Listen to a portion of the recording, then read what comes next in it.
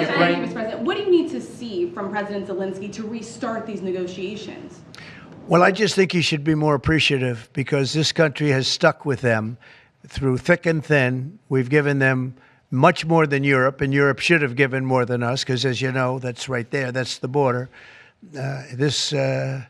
This country really was like the fence on the border. It was very important to Europe, and I'm not knocking Europe. I'm saying that they were a lot smarter than Joe Biden because Joe Biden didn't have a clue. He just gave money hand over fist, and they should have been able to equalize with us. In other words, if we gave $1, they should have given. Well, we gave $350 billion. They probably gave 100, but on top of it all, they get their money back because they're doing it in the form of a loan, and it's a secured loan.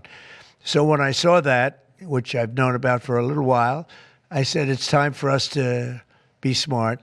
At the same time, it's great for them because they get us in the country taking the rare earth, which is going to fuel this big engine, and especially the engine that we've in a very short time created. And we get something, and we're there. We have a presence there. With all of that being said, I want one thing to happen. I want all of those young people to stop being killed. They're being killed by the thousands every single week.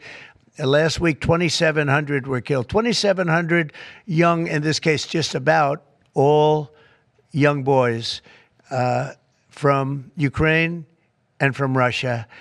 And that's not young people from the United States, but it's on a human basis. I want to see it stop. The money is one thing, but the death. And they're losing thousands of soldiers a week. And that's not including the people that get killed every time a town goes down or a missile goes into a town. And I want to see it stop. Yes.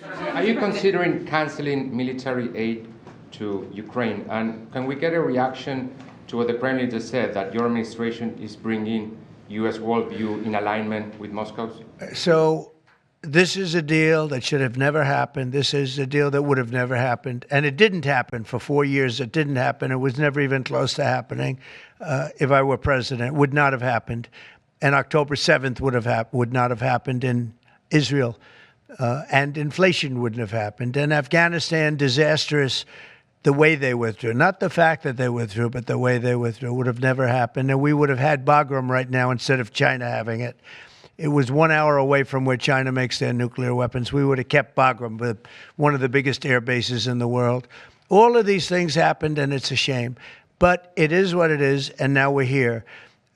I want to see it end fast. I don't want to see this go on for years and years. Now, President Zelensky supposedly made a statement today in AP.